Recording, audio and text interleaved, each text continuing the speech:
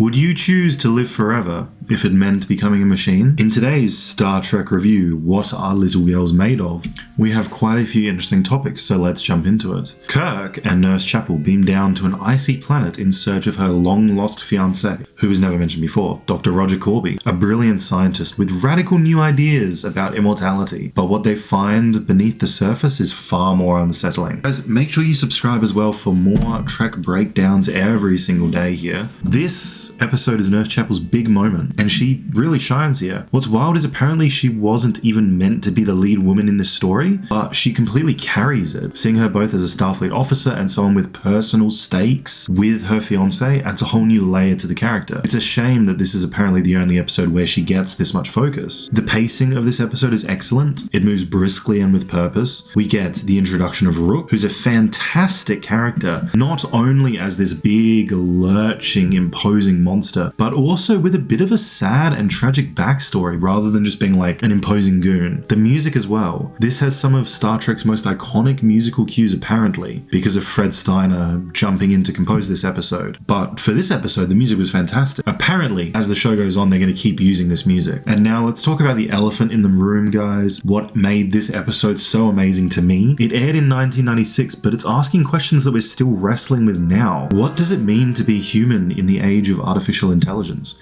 Can consciousness truly be duplicated? Are emotions our choices into a machine? We have ChatGPT, deepfakes, AI avatars and everything, but Star Trek had a take on this so long ago, and it still kind of feels fresh. Corby wants to save humanity and push us forward by turning everybody into androids, but at what cost? I also really liked the android angle, having Kirk just basically be racist to Spock. As he's becoming an android, he just thinks racist thoughts. And then when the actual Kirk says something racist to Spock, he's like, oh, Kirk would never do that. Something's wrong. I liked this. It wasn't like a big thing. It was just a subtle little moment. Like, it never really made a big twist in the plot.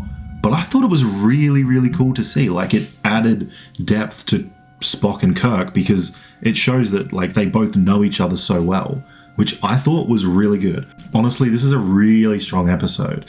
So I'm going to give this a warp factor 7, maybe warp factor 8. We might get up to speed there. Now, if you're on YouTube here, make sure you subscribe and check out my channel because I'm going to be posting a couple of videos this week and continuing the Star Trek reviews every single day. So make sure you subscribe, leave a comment, leave a like, it all helps out.